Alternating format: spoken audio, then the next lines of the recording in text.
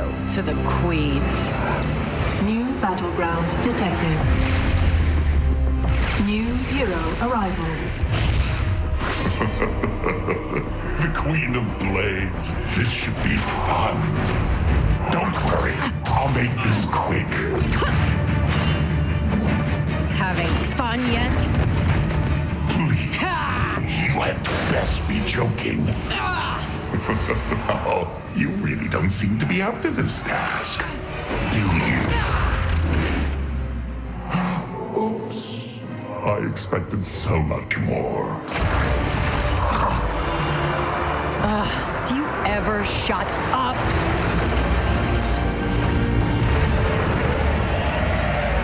Yes, finally a challenge.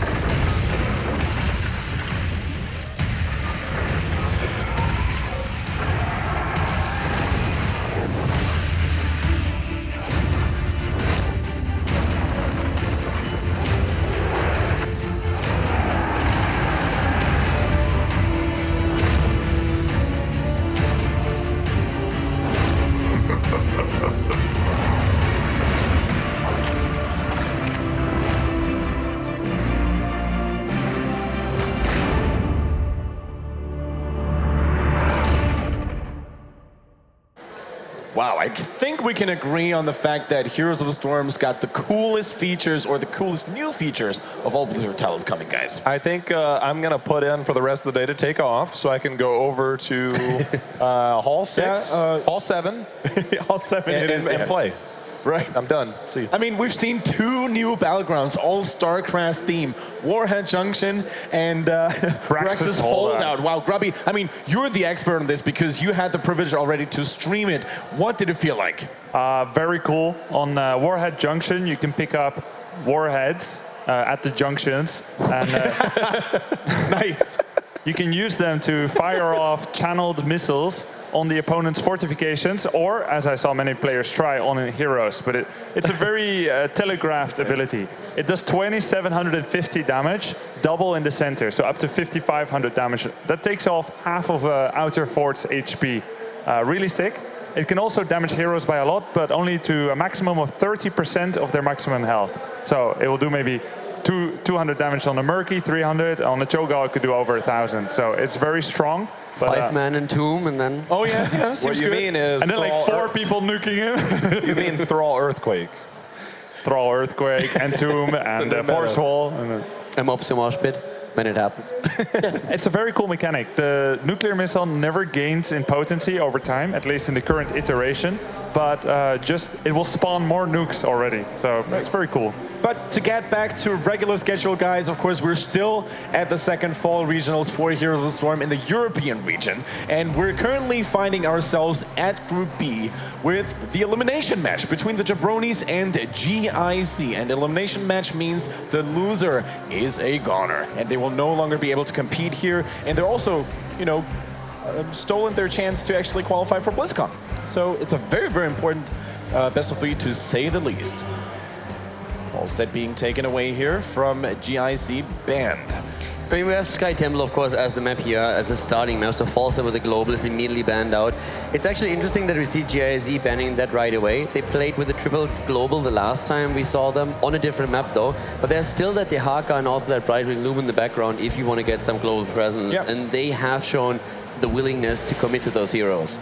Absolutely, and Sky Temple, of course, is our first battleground. We've seen it a couple of times already, and Greymane, a very scary opponent, especially if you combo it up with good stuns, or actually you start with the stun, and then Greymane gets to unleash his entire burst damage. That whole thing is Spixie, that's his main hero, by far, and they took that right off the board right away. Yeah. Turiel, though, for one of the very first times today, making it through the bans. So what can we expect from GIZ here? What does Turiel normally stand for in terms of drafting a team comp? Yeah, actually, Turiel's been banned every single time today so far. Yesterday, GIZ used Turiel very happily, every chance they could get. And well, he brings diversity in terms of allowing and enabling melee assassins to a very large degree. So we can think about Kerrigan, Butcher, and so on. Leoric, though, is that a warrior that you normally see being coupled with Tyrael? It's not necessarily the hero that you cover with Tyrael. I feel it's just like a hero that has seen a huge resurgence because we see that heavy front line in the European meta right now. Against an Arthas, he already gets a lot of value. And one of the things Yes! And one of the things that he brings to the table, which we now see Gul'dan, is wave clear. Can we confirm that this is actually the real pick before we get all shivery and nervous here? Because we had an Nortanis yesterday and then we were robbed. Our rejoice. You know what? With that just pick, I can already tell you what Gul'dan is going to do in this game, and that's a lot of dying. Well, considering you saw Tracer picked up right after, yeah, that's a very scary prospect for Gul'dan. Okay. Okay, I was about to make a point about Arthas being the pick because right before we went to break, we talked about how highly prioritized Arthas is for both of these teams. But 3 orcs! 3 orcs! Get me out of here. Grubby's happy. The only thing that Grubby just wants Bloodlust now. As the king of orcs, this is definitely what you need at this point. Earthquake, and Rain of Destruction. Go. It's going to be beautiful. We need Purge. Rain of Destruction and Earthquake. You kind of get that at level 20 for Gul'dan. Yeah. With the slow. Yeah. Was it So 90%? Yeah, deep impact, 90%. It's going to happen, right? It's like for half a second. It's so funny. Yeah. Gul'dan is sick though. Very powerful heroic. He's a sustained damage mage. We have not seen him at pro play yet. It's the first big tournament where he's allowed. Who wins the drain between Leoric and Gul'dan? It's very draining for both of them. We have seen Gul'dan in a few of qualifiers, also North America, I believe, in one of them. Oftentimes when you're going into Horrify, it's more or less to just isolate one hero from the rest of the team so that you can take them down quite easily. You can actually target the ability, which is pretty cool. So in this case, all of a sudden you find yourself walking into 5 heroes and you're just like, wait a second, what just happened to me? It's probably a really good counter against Tracer. It's an instant cast, no delay, no telegraphing. Tracer will instantly get disabled for 2 seconds, and she has one of the lowest health pools in the game. Follow up possibly with a Sundering to try and capitalize on that. Yeah, and he's pretty good in general against Tracer. Once he gets near, he can drain life her, and if she stays, he will not die to her. Yeah. Do we have enough protection for Tracer in this game? Because as you mentioned, she is a very squishy hero overall. It's not ideal. Normally, you would like to have a ranged heal or maybe a Tassadar to give her leeching plasma. Kharazim is not the ideal one, but it's going to come down a lot to her dodging damage. Blink and Recall has to be used to mitigate damage on herself. All right, guys, but without further ado, let's get this baby on the way. It's going to be the elimination match between GIZ and the Jabronis. Will Gul'dan be able to deal with the cavalry? We will find out very, very soon. Our casters are going to be none other than Kale. I almost said Kel'Thas here because he always reminds me now. Kalaris and Gilly. That's right, throwing fire everywhere. Thank you very much, Kendrick, I do appreciate that. Of course, it is Gul'dan going up against Tracer, the big one-on-one here to find out if Gul'dan's going to survive. Probably not. Tracer's really good at killing squishies behind the lines. She's good. You're also really good at matching me. Green and green. It's actually really nice. I like the collar. I like the collar. It's good. Thank you. Thank you. All right, we are getting into game number 1 here between these two teams, as we have to the left-hand side, it will be the Jabronis with Zagara, Arthas, Rehgar, Gul'dan, and Thrall. No clue who's playing which at the moment, unfortunately. I could make an estimate and a guess, but we'll just go with that. And on the other side, we have GIZ with Tyrael, Leoric, Li Ming, Tracer, and Kharazim. All right, let's get into game number 1 here then. Sky Temple is our map. Who is moving on to try and stay alive in this group to go up against Excelente Elección to see what's going. That sounded more French than Spanish, actually, now that I think about it. Did it? Yeah. It could have passed for me, I think. Yes, but you're an American, so... That's true. So let's talk a little bit about Gul'dan, because I don't know about you, but I have not casted very many matches of him. Not a single one myself. Yes, but we definitely know the build that he'll be going for, because there's always a standard one, and that starts with Echoed Corruption. And that is a stacking quest. So he is going to be trying to hit 30 enemy heroes with Corruption. It's kind of a hard one to hit, but the more frontline there is, which there are 2 warriors, the easier it becomes. Yeah, it's and it couples up with talents later on down the line to make it extremely powerful. A lot of damage. You would think that a Corruption that just adds like dots It wouldn't do too much burst damage, but later down the line, it can be absolutely terrifying. Right, specifically Ruinous Affliction at level 16, Yeah. which is increases the damage overall, but then if all 3 of the corruption circles hit a target, then the 3rd one does more damage too. So you want to try to be making sure that you have those stacks completed by the time you get to that point. But it's going to be hard for them because, again, Tracer is so scary for anybody in the, just any squishy target in the back line. And he really doesn't have many defensive cooldowns aside from his life tap, well, not even the life tap. Like when he hits level 20, he's got his teleport. It's not exactly easy for him otherwise. Let's just kind of take a step back whilst this game is getting into gear and talk about cooldown in general. If you are newer to Heroes of the Storm and you're not familiar with this relatively new hero, long story short, doesn't have mana regen. Nope. And you life tap to actually get mana back, which sacrifices life for the mana, etc., etc. It does. They have Rhaegar, who is a good healer who can try to help him get back, and he has talents he himself can take that give him health back. Health Stone at 13 is a good one. Even Consume Soul helps him be able to clear out waves because it takes out minions instantly and gives you some health back. So we'll see some of those defensive talents factoring in most likely into his build as he continues on. But oh boy, can he do big damage if you let him go. So that's why we're seeing Sphinxy here on the Tracer being picked up to try and kind of quell that, dispel it, see if he can get rid of some of that fell magic up towards the top. Well, our first temple phase has started, as always, top and mid temples, and we're seeing a trade between both of the teams. Arthas claiming the last few shots at the top and starting to work on the top fort. If you, as a team, can get that all of that top shrine, then you can hope to, with the second temple phase being in the bottom, have a good push with the bruisers that'll eliminate that first fort. And just kind of getting the pushback there, Eternal's able to keep himself alive. Linked is going quite a risky direction, but he is a wolf and he has wolf run, so he's okay. Crosby at the moment is on already at almost half of the stacks. Yeah. So he has propelled himself very fast with Echo Corruption. It's really good, and he got Consume Soul that we talked about at 4, which will, again, help him clear out waves and make sure that he can stay healthy despite using Life Tap to get mana back. Yeah, and I mean, to look at the numbers already as Gul'dan, it's very early on in the game, so it's not exactly too impactful, but I'm just wanting to give you kind of an idea of what he can do. He's already at 5,500 hero damage. Closest to him is 4,000 hero damage with Eternal on the Thrall, so he's pretty powerful. What else is powerful right for now for the Jabronis is this push in bottom, but Zagara's in trouble as a lot of the members of GIZ rotated in. But yeah, that corruption already chunking through Sphinxy's health bar. Yeah, he's got to be very, very careful. Of course, he can dive in far, but if he gets turned on and if he gets the unlucky pleasure of being corrupted several times, he's going to die very fast. Likewise, he has to be careful as to where Thrall is when he's diving far in, because Thrall can just turn around and hurt you very quickly.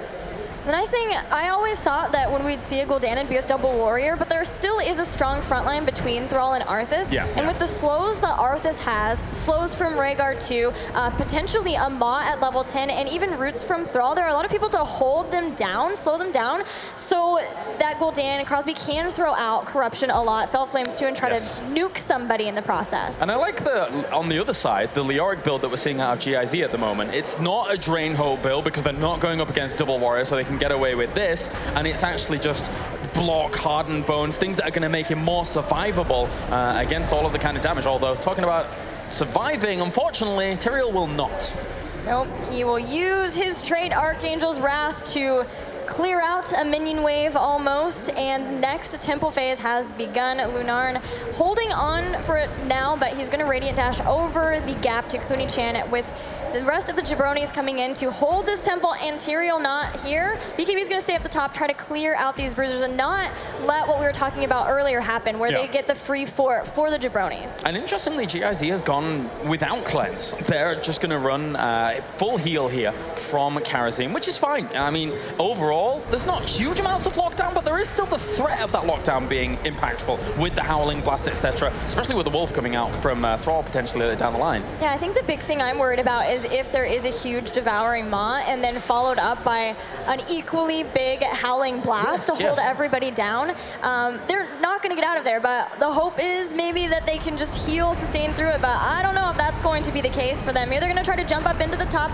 start to push down some of these towers and the structures, looking to get to Tim, but they need to be careful because their opponents have gotten their heroic abilities, and there's the horror Horrify. Yeah, and that's going to kill off Tyrael very, very quickly here. He trying to reposition himself to get on towards Danatan as well as Linked, but they are chasing down BKB very quickly. There's the totem as well, and the Sundering actually catches some of them. Oh, the Wolf to anticipate the position of BKB. He goes down. That's a 2-for-0 trade. A couple of the positionings of the Heroics maybe not quite working out into the Jabronis' favor, as Mod didn't grab anybody and Sundering through GIZ into their fort, but they still were able to pick up 2 kills off of that, and with the ability to clear out waves as we've seen them, Danatan getting back in with Arthas. The Jabronis are at a healthy level lead at this point. Now, of course, Gul'dan, if you're not familiar with him, has 2 options with the Heroics, as is usual. Does he really, though? He has his, that's what I was about to get to. 99.999% of the time, it's not Reign of Destruction. It is going to be that Horrify for the Fear. And, I mean, you could see how much chaos it caused in that situation. It was very chaotic. Crosby got hit, not quite actually hit by the Entomb, but it was enough that he couldn't just run back to his teammates, and they were able to put down the damage enough to take out Gul'dan. So that will slow down the stacking, but he is so close to finishing that quest. I think he's like 1 off, like literally 1 off, 29 of 30, yep. So he's very close, and that means he's gonna do some big, big chunking damage very soon. And of course, at the same time, it looks like they're just gonna get pushed away towards the bottom. They wanna try and control that shrine towards the bottom as well, a temple, I should say. It's also a huge relief anytime you have a questing talent once you finish that, because you're no longer worried about, well, obviously if you have one where you can't die, like the Master's Touch, but in general, you're no longer worried about, oh, I need to be throwing out corruption as much as I can to get this, because it's done. Now I can just focus on doing whatever needs to be done to maximize our kills. But this is, let's talk about 7-sided strike, because all weekend, all week, it has been Divine Palm, but here we're seeing 7-sided strike as well as Quantum Spike. Oh, there comes the Sundering though, on towards Li Ming and actually blowing her up under that pressure. So fast in there, Eternal finding the flanks. That's exactly what he needs here with the Tyrael, with the Thrall. And that's Karazim in there. He's gonna be able to jump away, uses 7-sided strike, but his teammates abandoning the quest. Karazim will drop another 2 kills for the Jabronis. All for naught, and that could even mean boss. That's going to be very easily taken by them, sending Zagara down towards the bottom, but I think they want everyone with the boss at this point. Of course, they've got a little bit of a threat of GIZ coming back in. Obviously, Tyrael doesn't have his holy ground anytime soon, but still Sanct is there. They may not try. So what do you think about the 7-sided strike pickup? When we were talking about it before, it was all about having it versus Double Warrior. It's not Double Warrior here, but they still got Quantum Spike 2, which is the Pulse Bomb doing more damage. Is it just solely because they want to isolate with Entomb and blow that person up? Seems that way, seems that way. I mean, it does have good synergy. We've talked about the synergy quite a bit as well throughout the tournament so far. Not really seen it too much at all, but yeah, we get to see it now, and we will get to see it come to fruition. The thing is that if they do catch people on the side of the Jabronis, they actually have very few escape mechanisms available to them. So strong. Definitely, but they've so far been taking so much damage, a lot of poke, that and everybody who can lock down on the side of Jabronis too, that they just are running away. They use Sanctification to get away. Everything is constantly disengaging. Well, I think even, not only, I mean, we have on that side the fact that, you know, Dikazoi has found himself in a bit of a bad spot sometimes, and then he can use Spell Shield, not only against Li Ming, but also against that 7-sided. It has kills randomly here and there. Tracer and Arthas fall 1 for 1 in completely different locations. Now the Jabronis picking up Bruisers, getting set up for the next Temple phase, hoping that they can have these pushing and making GIZ make some tough decisions about where to go. But Bruisers are still here and available for GIZ as well. So they're gonna work on that, and that will just counter push each other unless they choose to try to stay up here, clear it out so that they can get the better push in that top lane, starting to go for that top keep. And that Echoed Corruption means that you can get a lot of damage done to structures as it just bounces back after you've cast the initial 3 bubbles, I suppose. And even trying to steal away this easy camp with those little Banelings rolling forwards to try and reveal their position, try and disrupt their movement towards that. Oh, 7-sided strike. Hits a few unlinked, but he stays alive. Gul'dan has pretty good wave clear too, which is great for them, and they've been able to really maximize making GIZ have to be on the back foot in their lanes. Really the only one that's done well is the one that Leorc's in, and as you can see, he's staying in the top with Bruisers. He's cleared out the ones for the Jabronis. Wants to get them to 16 because they are still a level behind them. And Danatan wants to be very careful here. He is the only warrior, and if he dies off, it's not exactly easy for them to stay full engagement. That's going to be Sanctification as well as the Maw already being thrown down there. I'm surprised Tyrell actually fell into that with Sanctification being thrown down, but Deekers are under a lot of pressure there. No spell shield's going to save him as Eternal now being pursued. There was actually the wave of force to try and disrupt his movements there. Sundering to save the rest of the team. Good disengage despite losing Zagara. A lot of disengaging heroics used for both, but what was interesting to me is, did you see Quantum Spike on Arthas? Half his health bars. Yes. Chunk through very fast. With that kill, that's helped GIZ get closer to 16, but they're still behind, and Jabronis are there. They've grabbed the talents, and of course, that means Ruinous Affliction is now available for Gul'dan. So that corruption is going to hurt. Oh yeah. Really gonna hurt. Especially, I mean, if you end up slowed by something like an Arthas, it's all the easier for Crosby here on the Gul'dan to try and hit him. The Holy Ground is now in though. They catch Crosby. 7-sided strikes come out, but I don't know if BKB is going to do enough damage to Crosby here to really shut him down. He still has that Hellstone available to him, so he will be fine. GIZ here a little bit split in the priorities of damage. Danatan has been having a fine time, even if he gets isolated out, healing himself up. He just hits Army of the Dead early and then starts using those ghouls to stay healed up. Here's Horrify used, and BKB gets hit by Howling Blast. They're still on the chase here, but a Temple is available, and that's only going to pull away the Jabronis for longer. So they want to make sure they can get shots off of this since they are ahead. I think they're slightly ahead structurally. Always excited to see when Tracer takes Locked and Loaded at that level 16. So it's always fast-paced action when you're playing Tracer and you get Locked and Loaded. So you can just reset your shots and get extra damage in. But it's very, I would say, micro-intensive for a solo character in this game. You got to be very fast on your fingers. With the 2 Drain Hope talents that are coming in, Crushing Hope is standard, but there's some different things that can be picked up at 16. I feel like they're still really trying to focus on taking out maybe Arthas, but it's Eternal they're going after here, and he's blown up before Thrall can get the healing. Crosby will go down 2, caught and Entomb. Link's going nowhere. This will be a 3-for-0 as Lunarn jumps in. They're not done yet. It's resets upon resets. Oh, it was the perfect fight. Tyrael started all of that with the great Holy Ground to then plug the small hole that Thrall could have potentially got out of, and it all spiraled out of control from there. They're going to try and take this opportunity. They are going to try and finish this game right here, right now, because they know they were under a little bit of pressure before. This is the perfect time for them to finish right here, right now. Sundering is available when Thrall gets up in 10 seconds. Danatan is here, but starting to take some damage. The core shielding is done. This is it. Thrall won't make it back out in time. GIZ are low, but they are staying strong and will, even after being down, take out the core and win game number 1. Beautiful stuff. Absolute killer instinct coming out from GIZ there. Just taking the absolute perfect fight that they could have taken in that situation. And again, you know, we are the biggest fans of Tyrael, Gilly, and that Holy Ground was, it's kissable. I love seeing such good Holy Grounds like that. Yes. It's amazing. And I would say they were down. GIZ were down there. Yep. They weren't structurally, it was very close in the games. Even kills ended up at 7 versus 7, but the momentum swing felt like it was going the way of the Jabronis, especially because they had gotten the stacks done so early. Things looked very good, but with one fight, GIZ show how strong that composition could be. It's not even just the fact that they caught 2, it's the fact that they caught the most impactful 2. They caught all of their damage. They caught Thrall first, Gul'dan second, and then from there, there's almost no chance 3v5 you are going to make the return. In some other situations, maybe like a 5% chance, but there, no. That was beautiful. And then they got linked as well, and it seemed like Danatan and Zagara were trying to see, maybe do we come back up or not? And in that, of course, Sleeming could get right back up, finish off Zagara, and it left only Arthas to defend. All right, well, we're heading over to the analysis desk to see what they think of game number 1. Thank you very much, guys.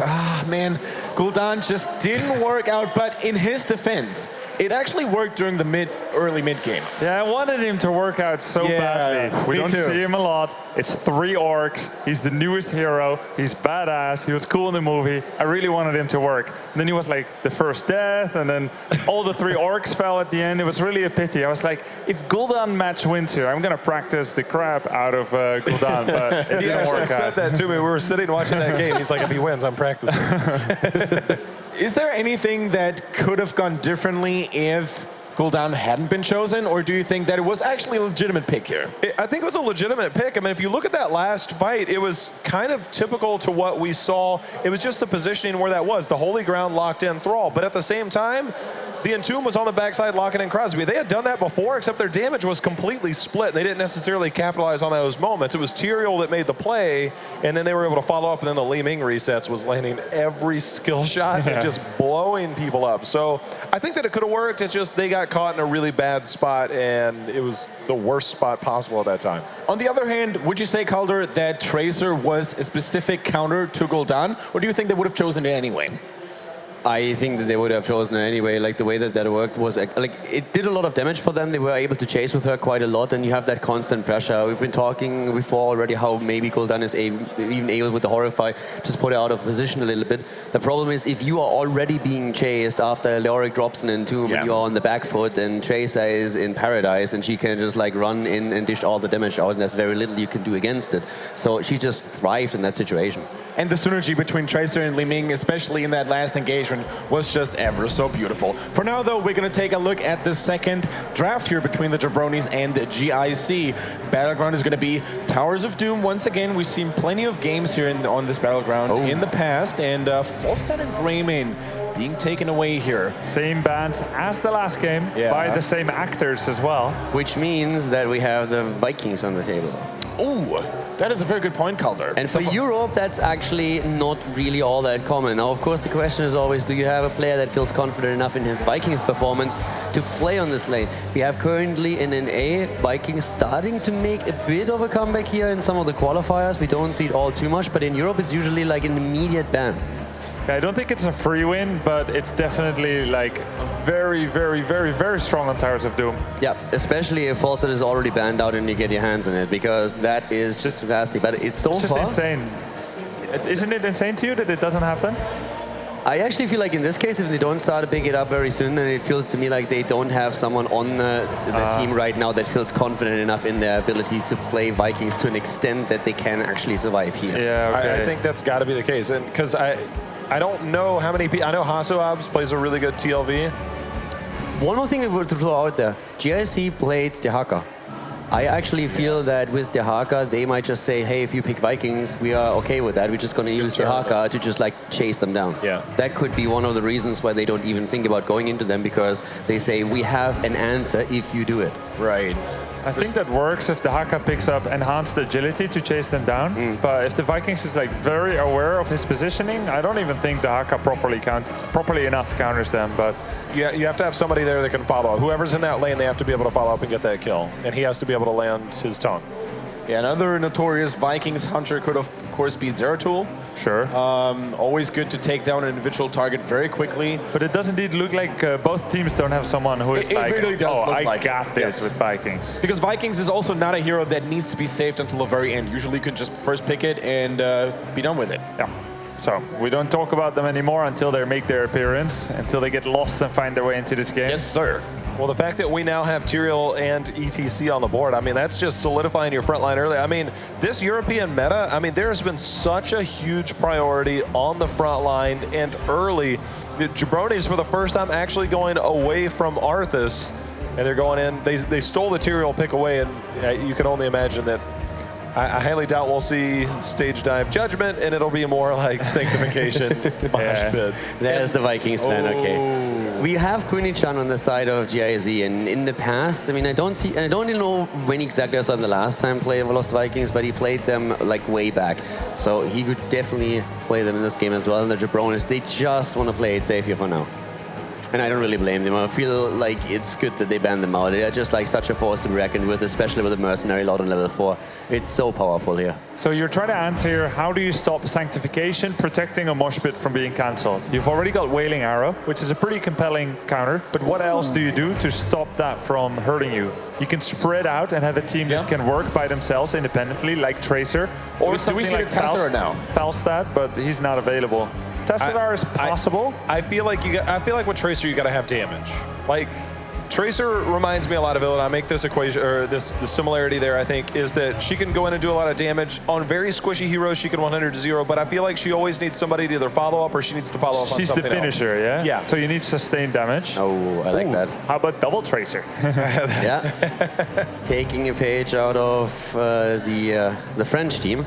So one of the things that we saw in the NA scene recently, there was a lot of Tracer play, and then a lot of people started to realize that if you have somebody like a Brightwing who polymorphs the minute she gets in, you power slide over with ETC, you just follow up, easy kill. And I wonder if that's something that we're going to see coming out of the Jabronis. I mean, it's not just the guarantee end-all be-all, but it's a really good problem solver for somebody like Tracer when she gets that back line. Oh, and there's the Brightwing. Nice. Very nice anticipation.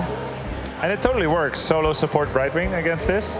Oh, yeah, because you already have double warriors. One could take rupees, probably won't, but good. The other one then you've got has the shields, right? Yeah. So you can take another damage. That Abathon, on the other hand, especially together with the Muradin, is something that we have to keep in mind for the later stages. It's already scary with Tracer in the early game, but then later on when we're hitting 16, with Muradin, it becomes just so like frustrating to play against him. Yeah, he just doesn't die. Yeah, he does so much damage too. It's insane. They are putting all their cards in the Tracer basket. Right. I wouldn't even like all their eggs. Something. Okay, I agree to a certain extent because you have now the focus on Tracer in the early game, but keep in mind that later on a lot of the damage is actually going to come from Muradin after 16. Yes. So in the early game, they will have the focus on Tracer with the two of them, but then later on, how is Muradin going to be killed if that heads into an even late game? I think that's what the Tychus is for, to sort of try... You have the laser drill, you have Tychus there. Yeah. Exactly, Kendrick. Muradin just jumps in his face. Fair enough, but then they've got Tyrael and ETC to back him up. So. I mean, there's a shield from Tassadar, you have the Abathar with the shield as well, you have your healing static, you have the double clap, you have the give him the axe. Like, you can do so much sustainable damage with Muradin in these fights then. So, and when the shield comes up on Tassadar, you just throw that over and over again. But who takes down the front line? Who takes down the front line? I mean, Muradin's not going to take down Tyrael and ETC. And then Tracer's job is generally to get to the back line. And if you have a polymorph power slide directly into that, and then Li Ming, it makes it a lot easier for Li Ming to land skill shots as well. When you have an isolated target, obviously the polymorph moves a little, but if you hit that power slide, all of a sudden it's an easy target. And so if your team recognizes that's what your objective is, and then who's going to do damage to the front line? You can get some poke out of the Abathar hat, and then of course Muradin's going to be up there disrupting.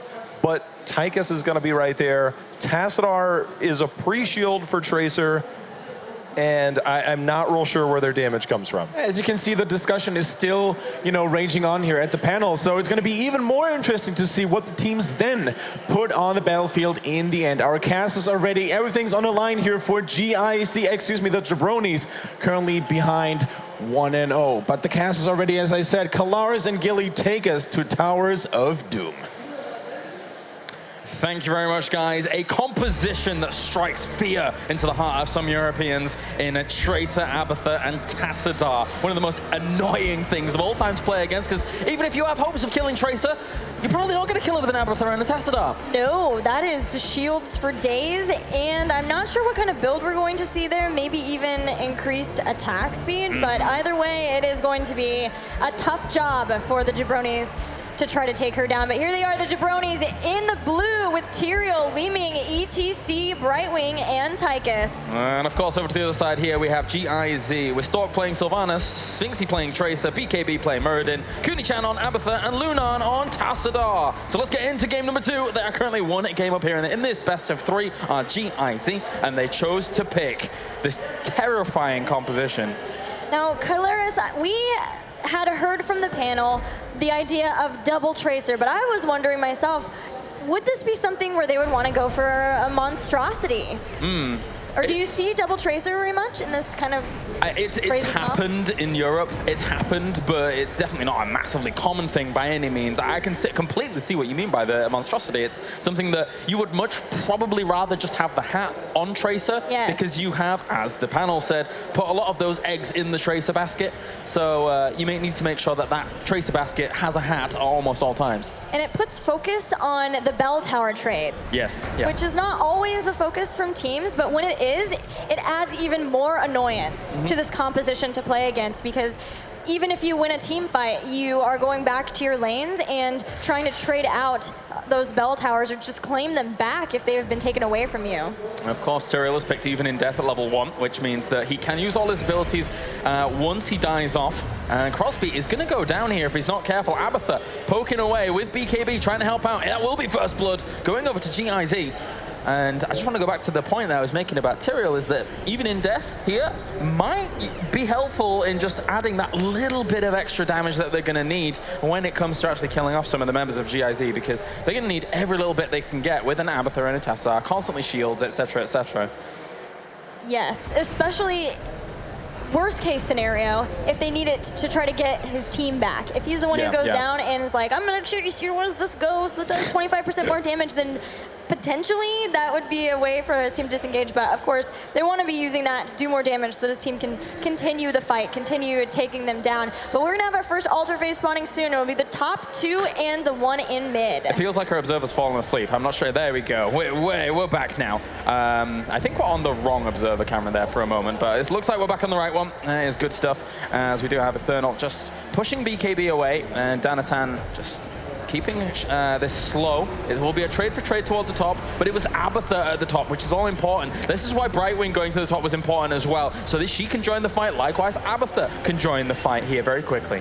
He's going to set up so that he can soak while throwing out hats to help his teammate, and Crosby has made it here too. Crosby will be a really good one for the poke, trying to poke down enough of the members of GIZ that they have to disengage. Abatha being in the middle lane there just have to be very, very careful about his team calling when they actually are around. Well, thankfully for him, he's gone up to top lane now, and that is a much safer position, but Danatan does not pop. There's a pulse bomb, though, that's going to push him back at the very least, to tap at the well. And similarly, about half health for a lot of the players for GIZ, but still trying to stay and hang around here. They know as long as they don't die, and that's not going to be the case, but as long as they didn't die, then Abatha would be getting them more experience. But now one person has gone down. We'll see if they want to keep continuing this poke. That was the revenge damage dealer kill from a previous kill off, and that's actually probably going to be a second one if they're not careful. Danatan trying to push him away, and that will be Muradin falling. They don't have any more front line. GIZ has to back off, and that will be going over to TJ. Abatha, Kuni-chan, deep tunnels away. Tyrael he was ready. He wanted to get a slug kill, but not today, my Archangel friend. At level 4, he's taken Herodric Reforging as well, which has become quite common. Sometimes you see the Smite talent come in, but Herodric Reforging, especially on this map, there are a lot of choke points where Holy Ground can get massive value. So having Eldraine Smite as many times as possible is really good. It is, especially when you get Holy Ground later on. As we've seen, Holy Ground is kind of a good talent. It kind of won them that game. It did. A few other moves. Oh, yeah, I guess so. We can give credit to other people on the team, I suppose. Another thing I wanted to point out is that Abatha has taken Ballisto Spores. He's going for more of the Toxic Nest build, increasing the range and the duration of those Toxic Nests. But body blocks are so good from BKB with the Abatha hat too, and a kill on Brightwing. And very nicely done. And the continued soak can do well, but at the same time, they have the Jabronis have done well in terms of experience going up against an Abatha. We saw while the Abatha was up at the top soaking that lane, they still have done well in terms of the experience to keep up with that Abatha. So definitely very well played. I feel like they are really going to have to keep up these rotations too, because with Sylvanas and Abatha, the lanes are going to start to become a nuisance for them. And again, structures too. This is a 4-man push with Sylvanas. The waves clear out so fast when she has picked up the barbed shot at level 7 now, and she can take those down and start to work on structures. So we're going to need to see the Jabronis continue this very fast rotations between lanes. You're right about that. It's very difficult to actually keep track of as well. You've got to have good vision, but how are they really going to have good vision with this composition? Not easy. So just keep track of everything. They're looking for the bait here, just to see if anyone will rotate around the dangerous way, but it's not to be, and as such, they've given up positional advantage to start off. Maybe okay to trade out here if the plan is to get into a little bit later, as long as they're not getting behind, making a strong front line, letting Sphyxy pick up their own altar, saying, you guys have yours, we'll take ours, we're going to battle it out at a later point. Yeah, I think that's fair, especially for GIZ after they got there so slowly. Not much they could have done in that regard. So playing it safe, playing it standard. Danatan gets hit by a mine, and oh boy, can that be annoying, because it's still full mine build with the level 7 Vile Nest coming in. And Crosby will fall. And wow, well, Sphyxy is even getting a little bit more value on towards Danatan, but won't do too much with it. Linked will finally phase shift in, but anytime they're forcing Brightwing to come in like that to phase shift in, it's a win. She goes right back up to Eternal, juking, but BKB was ready and caught him as he jumped back to El Druin, even Dwarf tossing to avoid Archangel's Wrath. Yeah, and overall, I think what's interesting is that what we just saw when Brightwing actually phase shift in, the phase shield took exactly the same amount away from the pulse bomb when it exploded. So it was nice to see actually just that those numbers coordinate with one another. They're just gonna switch out damage, yeah, but perfect. They've been able, with the Pumpkin Sappers, to get towers down. So this slowly is becoming more and more of an issue, the sieging potential for GIZ, even going to get the Pumpkins up top. And heroic abilities are here. What did Tracer pick up? Again, we'll have Quantum Spike. Makes sense versus Double Warrior, especially. Yeah, and of course, Ultimate Evolution is there as well for our Abathur. Now, one thing to note is that, you know, technically you don't have to clone the Tracer. We've even seen in America sometimes, I think it was Talking Trees, he would clone Muradin in certain situations to create an extremely strong front line and even better stun potential. So there's always that option if you don't want to go for a Tracer. Lots of stuns and slows, and the ability to control team fights too. Yeah. Well, Heroics are now coming on for Jabronis too, and you know, Tyrael's thinking about it. Are we gonna see the same? We had a judgment game yesterday. I guess what happens when you judgment a Tracer and it recalls, it still follows to the target, right? It doesn't just go to the original location. Well, it Tracer removes all was in. status effects. But is it a status effect? It's just. You might be about to I'm find pretty out. sure that happened to me in one game, and I was really angry. I'm pretty sure that happened. Here he goes! Oh, okay. All right. Well, didn't really do much. Nope. I got really excited. I got so excited. Maybe we'll see it do something later on. But for now, we got to retreat. Get out of there, boys. Double Tracer is the choice, so at least for this clone, we're going to see Double Tracer. Kuni-chan on one side, Sphyxy on the other. Zoning, putting out damage, but zoning more importantly for Lunarn to pick this up. Tyrael has to come very far in using El Druin's Might, his escape. But even with that, not feeling confident enough to move in the members of GIZ, and they'll get another altar. I'm super interested to see if the judgment does actually follow. Like I kind of think I remember. That's a terrible way to describe it, but there you go. We'll see maybe later on as the Jabronis here, just pushing them away. They've got to be careful though, because as long as these fights are being stalled out, still Mr. Abby up at the top is doing Abby things. So, yeah. And that includes hanging out, dropping some locusts on the ground. Yeah. And Brightwing, as she starts to make her way back up to the top, Abathur's going to move away. But again, they have to be careful of that. They have to constantly keep that in the back of their mind, that we can't just let them keep us here for a long time, because they will try to do that. And the thing is the longer the game goes on, the more that becomes a problem, because if Abathur ends up going into Locust talents as well, that means that in the end, he's right on the doorstep of some of these buildings that he's just pushed down and, you know, kill for days. If GIZ win a huge team fight, think of how much damage they can do off of that. Yeah. Sylvanas and the rest of them push in a bell tower, maybe even escorting in some sappers, and Abathur in another lane taking out a bell tower. They have the potential, this composition has the potential to do the triple bell tower take. It almost feels as if the Jabronis can't lose a team fight in such a way. Like, we've seen in Heroes of the Storm a lot of the times, yeah, you lose a full 5-man wipe, but there has been recovery moments. But here, the snowball potential, as you're mentioning, is very, very potent. Well, the Jabronis making sure they don't lose Pumpkins at this point, because they know that bottom 4 is starting to become somewhat vulnerable. And we have another altar spawning. 13 here for GIZ, right around the corner for the Jabronis. If they can try to take this out and get their 13 talents, they'd be in a good point for a fight. And again, because it's only the bottom spot to alter now, it means that Abathur is going to be super comfortable up towards top. So get a lot of value up there if he wants. Shutting down these sappers towards the bottom. And that's Eldarune's might forwards, trying to block in stock. A little bit of damage coming out from Decozoid, but it doesn't really do too much. As they're already going to turn on to BKB now. He's already popped his avatar, trying to keep him in. That's going to be the judgment, as well as a polymorph on towards BKB. Don't quite kill him off. A lot of damage on towards Decozoid as well. They're trying to kill him off, but he just doesn't die. Tracer goes down, and they're going to have to run away from all of that.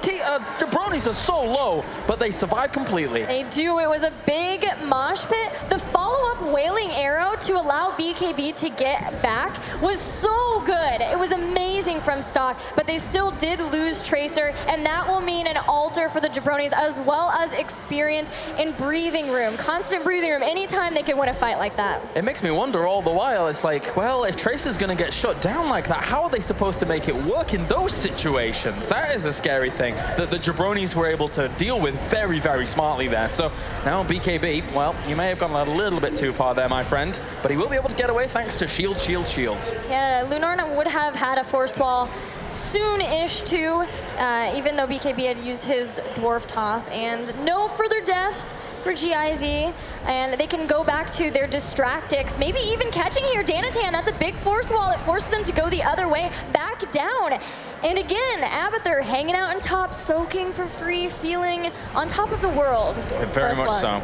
Very much so on top of the world, being in top lane. He's doing all right for himself. Exactly. Level 13 in for BKB means Thunderstrike comes in instead of our healing static.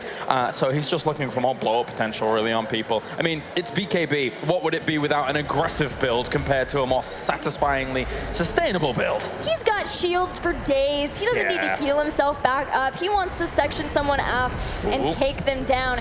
But the Jabronis want to try to steal away this Pumpkin Sapper camp, not giving Sylvanas any advantage. Eternal in pretty deep, has to get back. Kunishin off to the side, that's the clone of Tracer, buying them some time, distracting long enough that GIZ can pick up the Sappers. If Eternal had had Sanctification, then I'm like, yeah, great, you made that play and you'll probably take that camp. Because he has Judgment, not so much. So that's why we saw them being like, okay, maybe we'll back off now. Well, here it is, the dreaded 5th altar spawn. Both in top and the one in bottom. And there is Brightwing, who can try to set up in one of those and phase shift into the rest of the team. Because of that, she's looking at the top one. The other members were there in the bottom, but they're going to come up too because GIZ are getting aggressive here.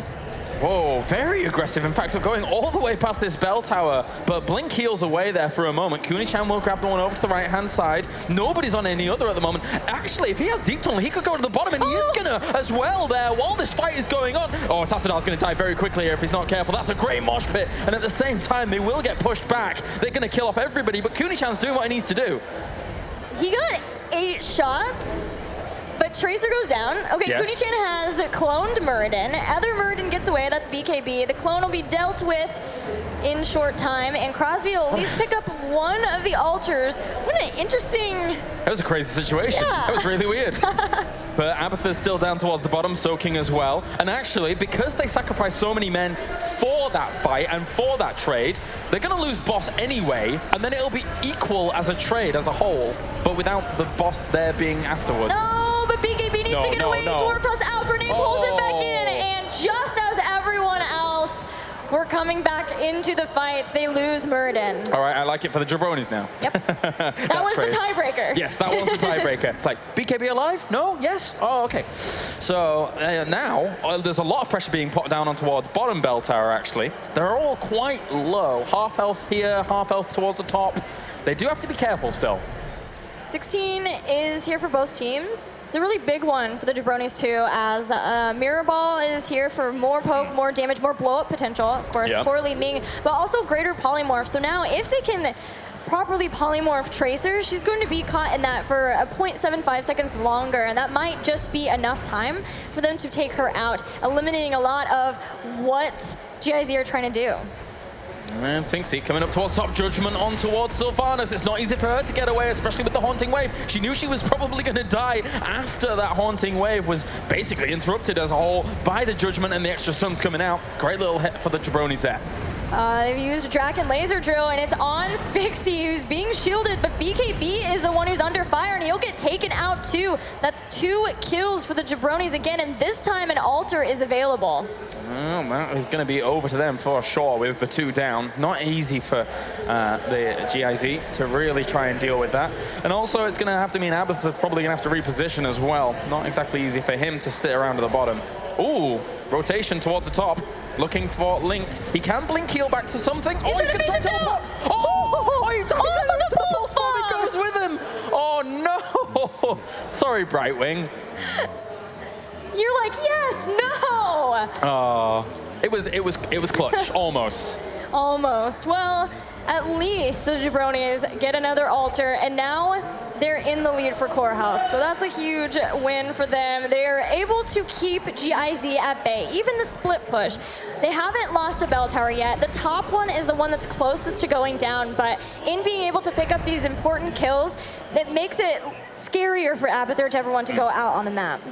All right, well, they're looking to rotate down towards the bottom now, putting more pressure onto this half-health bell tower. Not exactly easy for the Jabronis to totally defend it. They don't even really want to take too much of a fight at the moment, but they're going to have to push them away from this, as Ethereal does get stunned out there. BKB's quite low. There's Judgment on towards Muradin. Will he die off? No, he will not. The silence came out on towards Eternal. Will push him away. Wailing Arrow was very good to follow up and not let them get the kill, but still GIZ have to leave. No bell tower claimed, no kill on Jabronis, and they are a level ahead, getting close to Storm Talons. Abathur again has been split pushing in the top lane, trying to maybe work down that bell tower. GIZ have 2 separate towers. They are nearly taken. They just haven't quite been able to get through the defense. And it makes me curious as to why overall Abathur took the talents that he did at level 13 and 16, not the Locust. But that's going to be the drill, probably pushing these guys back. I don't really think they want to take this fight just yet. Kuni-chan with his Tracer clone tries to do a bit of damage, but every single team fight they're going into, they're not winning out these fights. That's a long cooldown not to have drill for this next altar spawn. Avatar will be back up before it in 30 seconds, and Wailing Arrow too. So GIZ can probably stall this out. They're also taking out Pumpkin Sappers, not letting them be even able to run into the tower. Top bell tower is going to go as well during all of this, because Abathur's pushing on quite hard here. So that will go pretty soon. But as you can see, the entire team of Jabronis is all down here, and Brightwing's down here as well, with Abathur actually repositioning himself for the moment. That's a lot of damage on towards Lunan. Tries to get out of there with Dimensional Shift. And Lunan, oh, it looks like Sylvanas dies off towards Danatan. Very, very good pickup. There's the Eldritch Ruins. Judgment will hit another, and Muradin, another kill for the Jabronis.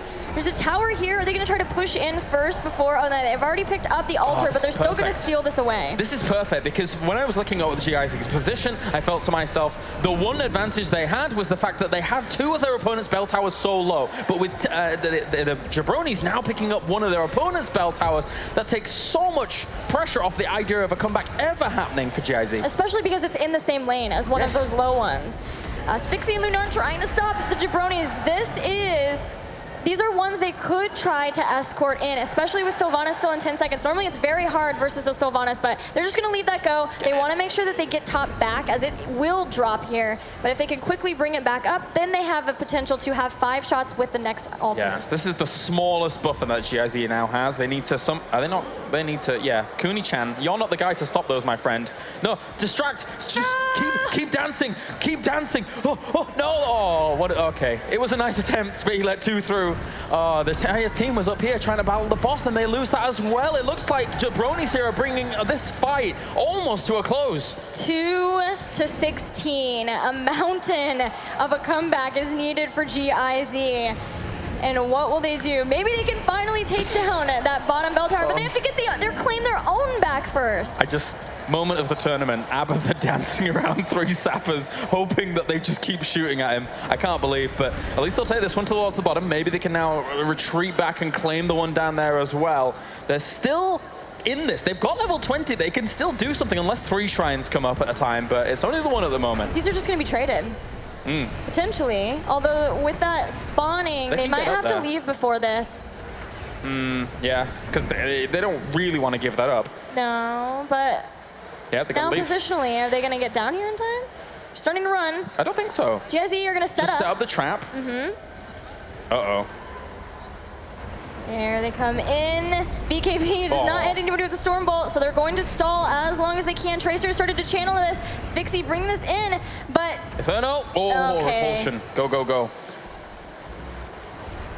Gotta be careful. Gotta take this very patiently. Kuni-chan coming in with the ultimate evolution. BKB in the thick of things and taking quite a bit of damage. Actually leaps forward. Heavy impact onto Decozoy. Doesn't follow it up with a stun. Infernal though might end up getting popped. He's very low. Shields himself at the same time. Brightwing coming in with the phase shift as well as the Holy Ground out of there. Very, very quick with that Elder Rune's might for a silence. They have to disengage. There's no way they can take this fight right now. Oh, Hardened Shield. Getting so much value. Transmitting back in huge on stock, but he doesn't go down. And the Force Wall has blocked Linked from them, but he blink heals over it. Still, BKB is on the channel. They block the magic missiles, and finally, BKB picks this up. I'm surprised that they felt they could turn around and try and take that fight. There was a little bit of room once the silencer had finished, but they still were in a little bit of no man's land. Oh, BKB misses both the heavy impact as well as that Stormbolt. Moving forwards with the repulsion, actually, almost killing Decozoy, but the mosh pit as well with Sylvanas going down. The repulsion from Li Ming could have been disaster, but it turned out to be fantastic. Danitan has been very patient with his mosh pits, but when he gets them,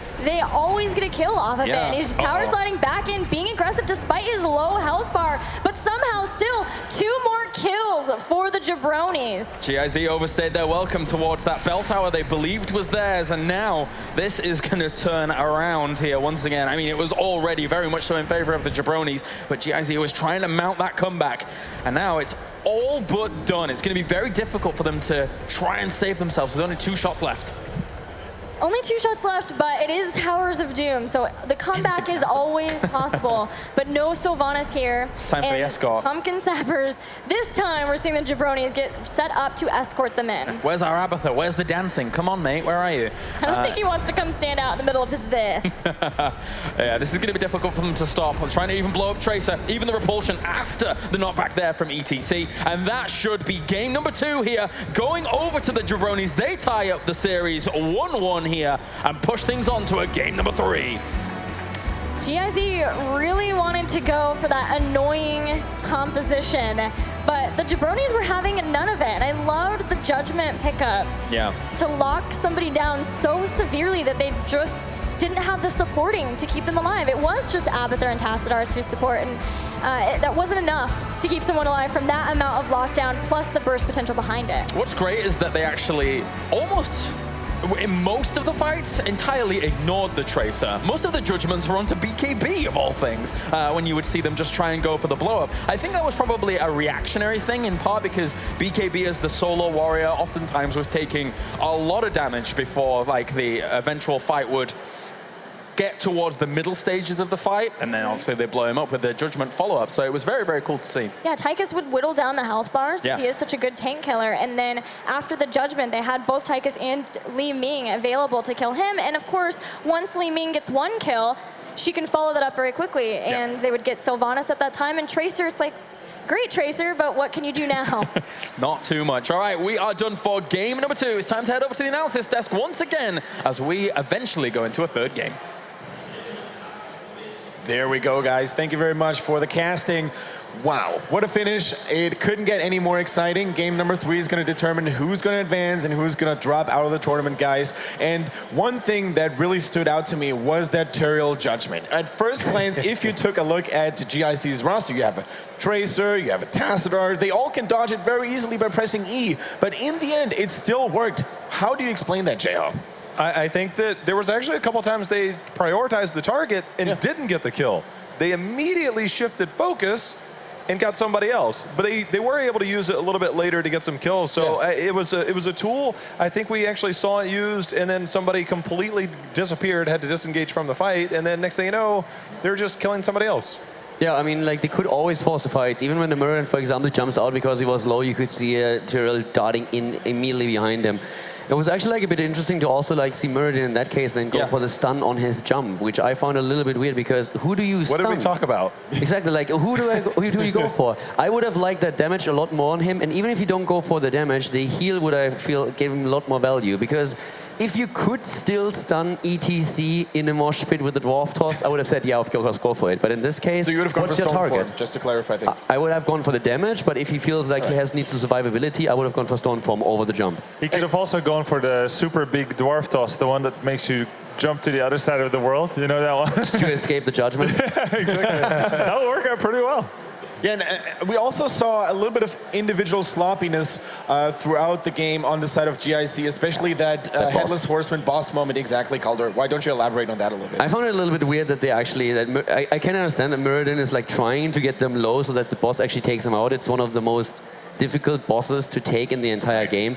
But that he actually went so deep and allowed to get killed there, it was just another staggered death. All his allies came back, and that's the moment when he dies. And that's another 30 seconds down the drain, and you open up the map for your opponent. That was a very, very greedy move, and it completely backfired. You know, Caldor, you and I had a pretty lengthy discussion when that game started about playstyles and how we should see GIZ play it with the Abathur, with the Muradin, with the Tracer. And my argument was the fact that I didn't think that they had enough damage. As you alluded to, they probably should have gone damage or at least figured out something different. And I think that when we looked at long, drawn-out fights, that might have been something that lended towards GIZ's advantage. But what we saw was complete isolation. Now, early on, GIZ got some picks, and they looked good. Yeah. But as the team fight started to roll around, I mean, it seemed like they were able to isolate. If you look at the fight near the bottom there at the end, Tassadar got so far down in health that he had to retreat, and then they instantly turned on Sylvanas, and Li Ming got value there. And it was just like they were able to target anybody and everybody, because there were some very squishy targets, and the power slide, I think, was a huge factor. I feel that it was a huge amount of misplay on GIZ's part. There was like 2 or 3 mosh pits that caught heroes a lot, whereas Sylvanas should have had an interrupt ready, and that wasn't the case. They went way too deep at the top, the top bell tower. All of a sudden they get flanked, and ETC gets the easiest mosh pit of the entire universe through, and they lose 4 heroes there. Those are like plays, as you said, in the beginning, the map is open, they get their kills, it's all looking fine. And then they clump up for no reason whatsoever, just to be greedy, and all of a sudden they lose there. And it's actually like a trademark of GIZ as a team. They oftentimes try to be greedy, sometimes they get away with it. In this case, they got punished. The funny thing is, as well as the fights went for Jabronis, as cool as the combinations were, because they had really good synergy with the Wave of Force, Power Slide, Judgment, Polymorph, really good deletion, it was still only 11-0. Out of 40 core HP. So as many fights as they won, if that one Muradin death didn't happen at the boss, it could have been completely different. Because those staggered deaths hurt a lot. Yeah. Abathur, he got away with murder. He did a lot of stealing of altars, and as good as the fights went, that global presence means a lot on towers. So it's not that entirely the comp didn't work, because they had other things going for them than just like this 5v5 team fight. If you look at that Tracer, for example, she died not as often as we actually thought she would. She was able to dance around them so much. Yeah, in the late game, then at some point, she was isolated and alone trying to defend against those mercenaries that were walking through. But besides that, Sphinxy played an amazing Tracer. He was just like everywhere, and it was very difficult to just lock him down, even with Brightwing, even with that stun, and even with the Judgment, which we saw once, which he immediately dodged, and at that point, Hero was like, all right, I tried, I'm not going to try it again. All right, it's really cool to see like how Towers of Doom emphasizes great team fighting. For now, though, we're going to go to Battleground number 3, and this is going to be played on Tomb of the Spider Queen. We see Zagara being banned here on the side of GIZ.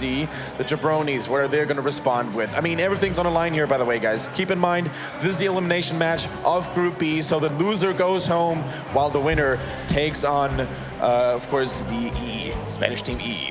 Zagara ban, not a surprise at all, does really, really well on this map. What is a little bit surprising is a first pick Leoric. Yeah, we've seen this a lot in Europe.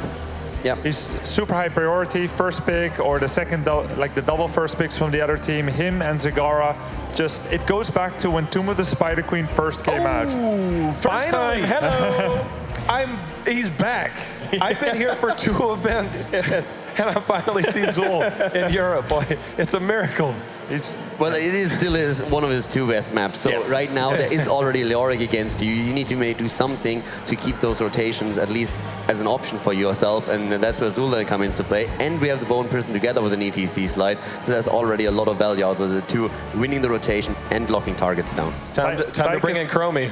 Tychus has been climbing up the ladder here of prioritization. Yes, absolutely. Soon he'll be somewhere in the bands, the first ban or the first pick. It seems like he wins a lot this tourney. The cool thing about Tychus is, of course, that you shred tanks like no other. By the same token, though, you also have a lot of mobility while dealing damage. So even against heroes like an Illidan or a Thrall, for example, you can basically kite those all day long and still maintain an impact on the team fight. I want to see, when we get to the next bans, I want to see either Kael'thas being picked up here, but I think Kael'thas is going to need to be banned out against the Jabronis. ETC, Zul, and then a Kael'thas behind that. I mean, the blow-up potential by combining either one of those heroes with Kael'thas is super, super scary. Tyrande, Kael'thas will be pretty good follow-ups for ETC, for the early roams. You're still on the Tyrande train, aren't you? Well, I mean, she's gotten banned. I'm just following the trend here of the tourney. On this map, you can do a lot with Tyrande, yeah, and especially if you have that additional stun, then why not? I love the fact that they banned out Sylvanas now, so now they have really, really good control of the lanes. I mean, it almost feels like GIZ is going to have some type of good wave clear. Leoric provides a little. Tychus, not that great. Yeah, Leoric's wave clear is actually a little bit overstated. It's more his survivability while doing it. That really is his strength, his forte. I'm still waiting to see until we see a team go without Warrior against Tychus. It's like, he's so good against Warrior, let's not get any. Please no. Double melee assassin at the front. Butcher comes back into play. Yeah. He's more or less half a tank, Butcher Thrall. Yeah. I mean, speaking of melee assassins here, can we expect a Kerrigan potentially, or would you say Tomb of the Spirit Queen is not the right environment for her? It is the right environment for her, definitely. Actually, it looks amazing with Jabronis, and I feel like melee assassins are the #1 counter to Tychus. Yep. We keep seeing double warrior comps go against him. There's one, Greymane. Still think, okay, this looks a lot better already, like massive damage. But yeah, Kerrigan would have totally worked. The amount of wave clear that Jabronis has between Zul and Jaina alone, the rotations, are going to be super, super interesting. Now, you know, the Kerosene ban, it makes sense, right? Because we have Jabronis who prefer Kerosene. But you now have Uther there. Uther, ETC, with some Blizzard raining down. That's pretty scary, Kaldor. I really feel like the ETC mosh pit with the Divine Shield is in that sense a bit overrated. That it's very strong if you get it through. meant in the roaming gank potential in the early on. Yeah, if you get the additional stun in, that's great. Yeah, if you're not only talking about the Divine Shield mosh pit, then I totally agree. You have an additional stun, you already are in a position where you have a slide plus also the Bone Prison, so that works. The additional stun would definitely help there. I would like an Uther to be played, to be sure. GIZ, on the other hand, they have, in this case now, a setup in which they could still fall back on another frontliner. They have already a double damage. Leoric as the solo frontliner is very rare in Europe, so there's a very high chance that we're going to see another one now being added by them. All right, there we see. Of course, Uther also really good against that burst damage coming in from Li Ming. And Thrall, to be honest, they needed some solid wave They needed bot lane. They wanted to have someone for the bot lane because they said, hey, we need someone to just deal with this. To hold his own against Zul, of course. Yeah, there's Uther. Think about this. Zul's manning the bottom lane against Thrall. Your 4-man roaming comp in the top and middle lane, ETC, Uther, there's your stuns. Greymane comes in, follows up on whatever. You don't think Greymane is going to be bot lane? Yeah, Greymane is going to be bot lane. You think that they'll rotate with Zul? You rotate Zul, yeah. Even with Jaina? Yes. Especially with Jaina, I think. Especially, yeah. You clear the wave in a second, and then you can Bone Prison to get the kill. Bone Prison, follow up with the ETC slide, and that gives you enough lockdown so that all 3 waves of the Blizzard hit. Right. So either way, I think it's scary. It doesn't even matter who you run up to. I think the Divine Shield gets saved for whoever gets entombed. Greymane to enable him, Jaina to save her, ideally not on ETC. I mean, you have that Uther also for the additional stun follow-up, so Jaina is going to get that damage in one way or another. Yeah. Yeah, I really do like it. Good points, guys. So the Entomb will basically be nullified as long as Divine Shield is up. It's not really nullified. Entomb is like a very short cooldown, so if you can bait out the Divine Shield, I would trade that every day. Was Falstad banned at all? No Falstad. It's first time in a while. No KT, no Falstad. Really cool to see. Well, I mean, I think Tychus is amazing right now in the draft. Like, Falstad offers a lot, so does Tychus. I would say Kael'thas third among those 3. Okay.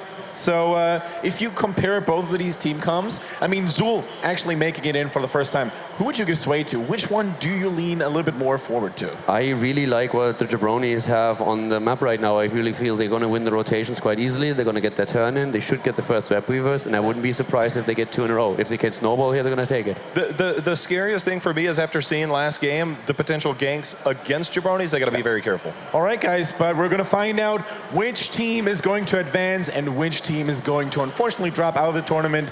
GIZ versus Jabronis. I mean, it couldn't get more exciting. Kalthus just keeps getting into my mind. He's not even in the game. Kalaris and Gilly, take it away. I mean, I could recite all his lines, like Salamara, Shalanore, I don't know what you want, Kendrick. I'll just keep going. Let's get into it. Game number 3, as we have GIZ going up against the Jabronis. 2 at the left-hand side. It will be the Jabronis here, with Crosby playing Jaina, Danatan on ETC, Disco Zoe on Greymane, Eternal playing Zul, and of course Linked on Uther.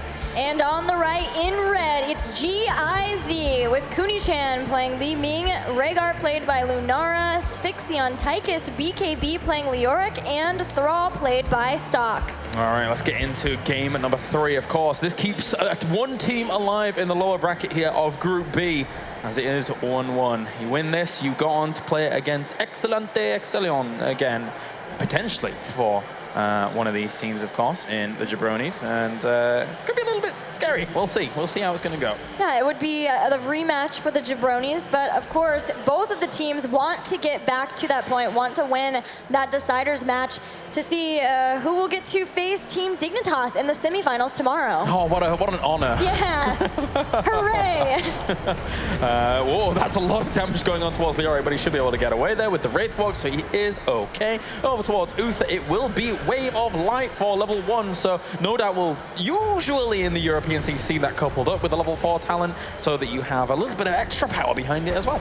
Yeah, a lot of an issue for Uther is he can be very cooldown dependent, and getting Wave of Light and Boundless Conviction makes sure that he hits as many people as he can to reduce the cooldown of his heals, as well as getting mana back too. Yeah, that, and it can be used as actually quite a useful technique of delaying the tribute, the turn-in points even, I should say, for the gems. So it's not too bad. It's a mini owl, very, very small, but Tyrande loves us somewhere, so it's okay. With the first damage we saw going on BKB, I think that's going to be a theme of this game. Kunichan blown up fast, but what I was saying is BKB as a solo warrior Leoric, not something we see a lot, and it's because he is fairly weak, is fairly squishy. He has some self-sustain he can use, but it's still going to be difficult for him not having another warrior up in front with him. Yeah, some of the reasons why you see that a little bit in Europe is the fact that, well, one, you go reanimation on this map, and then 2, you normally go fealty until death at level 4, and then when you're doing team fights, oftentimes the lane is very close to you, so you can, even if you take some damage, get to minions, recharge your health quite quickly, and then maybe get back into the fight. And then we see the drain talents come in later on down the line. So he does have a little bit of a place as a solo warrior, but it's so niche, so niche. A lot of times when we were seeing it before too, it was with that solo Tassadar style, and it was more the constant, it's okay if I die, we're going to delay, we're going to be annoying, but in this case, they will be wanting to make sure that they can keep their damage dealers alive, because with Li Ming and Tychus, they can throw out the damage, but if Leoric is the focus, and GIZ, in the process of maybe losing him, can get that first kill, then they might be able to follow it up with Li Ming resets. BKB takes some damage, and he will be fine. It looks as well, if we look at Zul's build from Eternal, actually Jailer's at level 4, which I wasn't really expecting at all. I expected mana to come back, but for now, that's going to allow him to just have a little bit more power behind his Bone Prison. Well, they know that they do have this very good early game advantage in damage that was talked about at the panel with Jaina as well. So if they can get just slightly more damage from those skeletons that pop out along with the Bone Prison, that might be enough for them to start getting these early game picks. Yeah, and looks like another attempt on towards BKB. Look at him, he doesn't care at this point. He actually went hard and bones at level 4, not fealty until death. So that makes it even easier for his Wraithwalk to keep him alive. And as this solo warrior, it's not too bad a choice. The one thing I did want to think about is on Zul, if he's gone Jailers, maybe he goes Corpse Explosion later on, which would be kind of cool to see. Yeah, definitely. We'll see about that 13, but there are a lot of options for him there. Bone Prison is going to come in there. The Jailers and Thrall shield is taken out. At the same time, we're seeing Uther actually fall down as well. He's going to have to heal up the rest of his team, but with Uther dying, it means it's almost impossible to guarantee yourself another kill from the Jabronis. So smartly, they back off, because Uther's Ghost is a good healer. They want to keep up in the rotations for minions because they know that they're up against Azul, who will be using his skeletons to drain the ammo and push the waves. They have a lot of wave clear they have to deal with. GIZ, that is, have a lot of wave clear from the Jabronis that they have to try to make sure they keep up with. Yeah, that's for sure. We'll have to now try and do a little bit of turning in here and there. They do have enough to get a full turn in at the moment here. So if they're able to do that, just continue to put on some pressure. Leoric himself can apply that with his he's all right wave clear himself. Stikazoi as well as Crosby trying to attempt something on towards Sorg, but it's not going to be successful. GIZ were very vigilant in rotating through the turn-in points and just dropping off gems as they did, making small deposits into the bank of the web weavers, and that has netted them the first turn-in of the game. With both teams having level 7 talents, we'll see if they can get much done past just taking down towers. One thing to keep in mind is neither team has Sylvanas, so it's not as much of a concern for a team to watch out for getting a turn-in with Sylvanas, because of course she can very much enable the web weavers. And interesting that I see Crosby's build now, it's actually Lingering Chill as well as Frostbitten and Arcane Brilliance. So not the machine gun build that we've been seeing typically here in Europe, where you've got a lot of Ice Lancer, Ice Bolts even I should say, with Ice Lance at level 7 to get that mana back, as well as the cooldown reduction. But this is just across the board helping him slow down a lot of the opponents. Maybe having the Blizzard try and hit as many people as possible, as is usual, then having good impact with it. Longer slow with Lingering Chill, but also maybe more blow-up potential for sure with Frostbitten too. Yeah.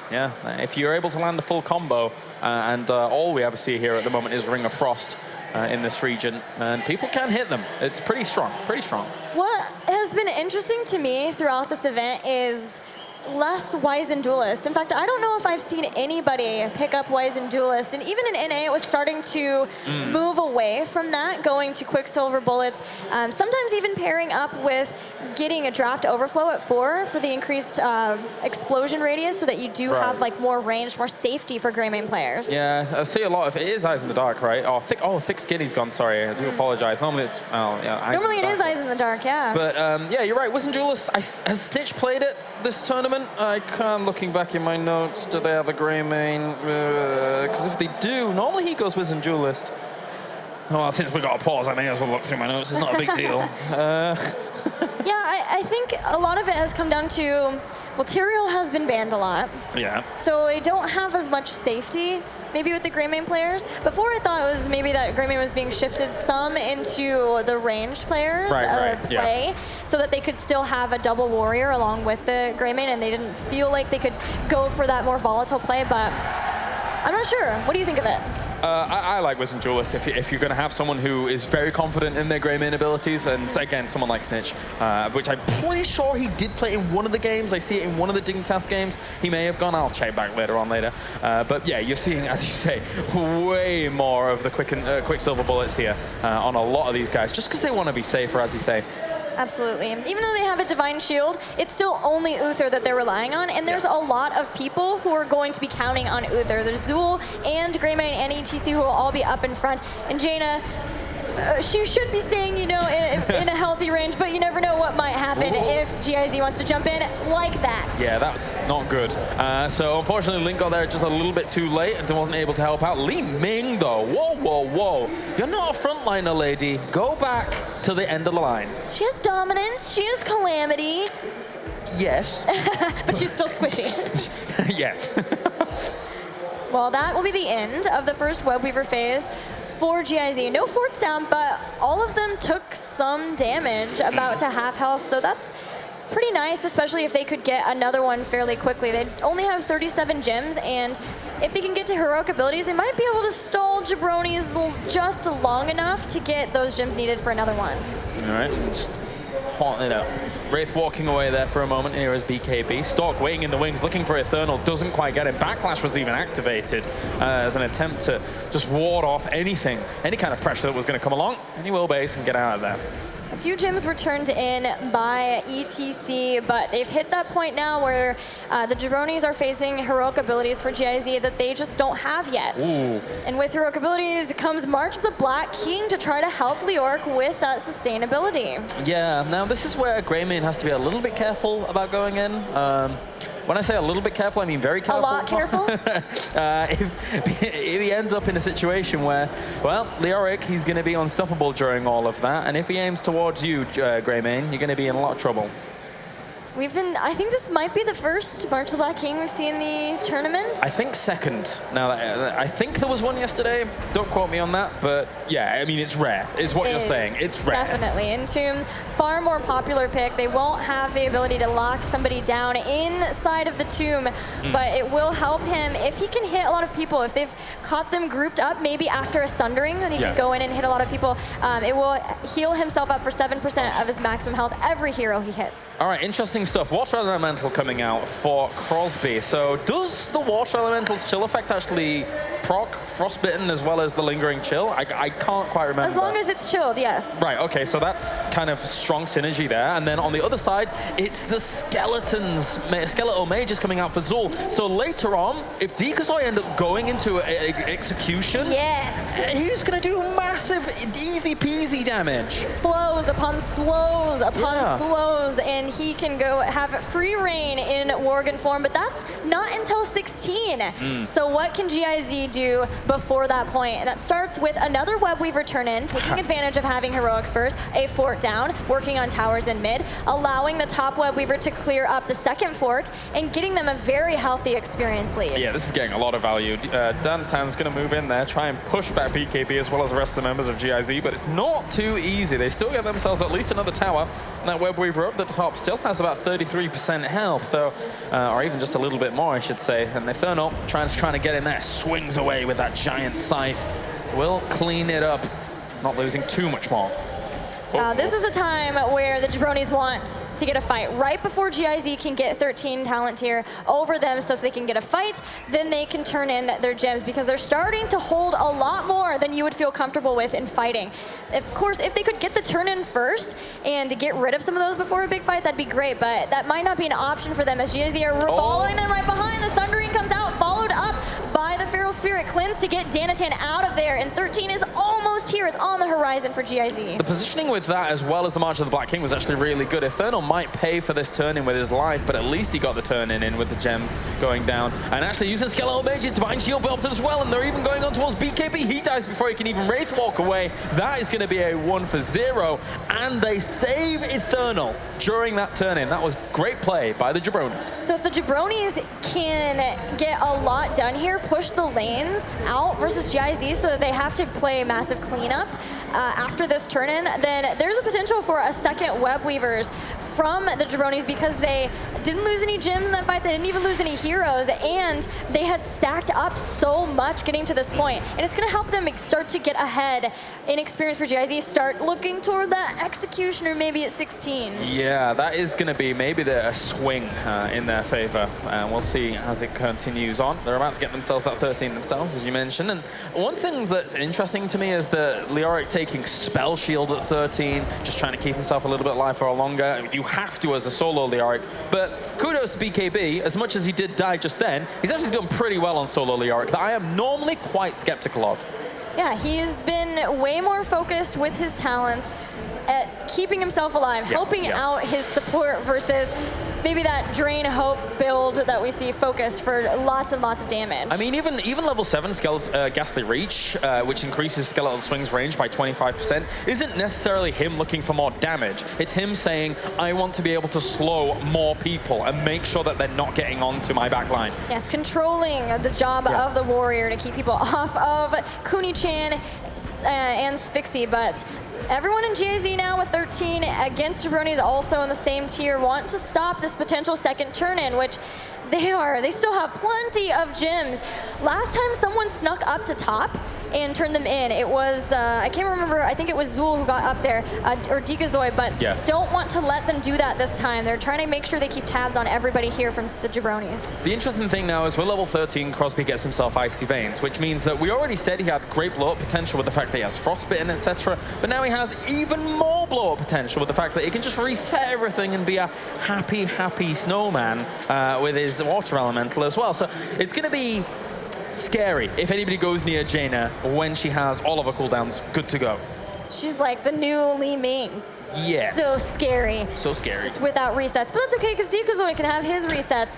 They've been pushed back. Water Elemental was used by Jaina, and it's a fairly long cooldown, and that means GIZ can start throwing the gems they have back into the bank. Getting close, but still pretty far out from another Webweaver phase. I love it as well. With Jailers, it was Corpse Explosion. So nice. the funny thing is about those two skeletons is like, yeah, you get two skeletons next to the Bone Prison, which is cool. But the problem is because there's so much cleave in this game and so much AoE damage, they almost always die anyway. It's very difficult to not kill them off during that. So you're like, no, please don't kill them. But you end up doing anyway. So it's almost guaranteed damage onto whoever you actually catch. Yeah, they will explode. They also do 100% extra damage, but it's only to non-heroic enemies. But even with that, that'll help out, of course, with his wave push too. For the normal skeletons, as we'll see them start popping up when he clears out these giants and the minions around them. All right, so how are these rotations going to go with the ZZ Camp? I wouldn't even mind if they healed that up a little bit. Just give it a little bit more pressure if they wanted to go with it, but it looks like they don't want to. They want to look elsewhere for opportunities, collect more gems, get themselves a turn-in, control those two turning points, all importantly, because it's 77 gems currently on the side of the Jabronis. They had two quick turn-ins in succession, and now GIZ are just like, please let me get the gems needed for this third one. It's like, I don't know, walking through tar, and they're going to have to wait a little bit longer because the Jabronis have gotten a turn-in. They are down, they will be down 16 talents, but they should start to be able to clear out waves, maybe get a tower or two, and be able to catch up pretty quickly. Very rarely do I say the sentence, a sneaky cow, but ETC was sneaky up towards that top turning point, so he did okay. Sneaky cow. I know. That sounds like a name of a burger. The sneak, get it at Burger King now, the sneaky cow? I'm not sure. Don't nobody take that from me, that's my idea. Oh, okay. All right. We're going to see how much they do with this Webweaver push. They want to focus around this mid area too, at least help it take down the towers. They know that as long as they are hanging out here, then a lot of GIZ will be here too, and maybe not clearing out the other ones. Let the bottom one push really far up. That's the best chance they have at taking it to keep this point at this point. But also, the top one, they really want to get the fort there, because later on, the top lane is the win condition on Tomb the Spider Queen, because that's where the boss spawns. What interests me a lot about Jailer is, I just noticed it, is that in team fights, oftentimes you don't find yourself with skeletons from Zul around in the team fight unless you're in the middle of a wave.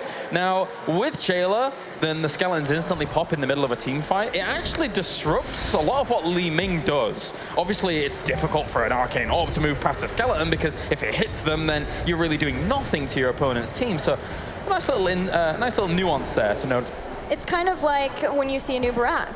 Yes, and exactly. his speedles stalling out. I thought maybe we were going to see the Jabronis posture around the top lane, and once they saw some of the members of GIZ move bottom to defend versus the Webweavers, go up top and try to finish off that fort. But so they were posturing around mid, still haven't been able to get either of those forts. Even with a full turn-in phase, they didn't get another fort. Oh, Shrink Raid, unstoppable as well.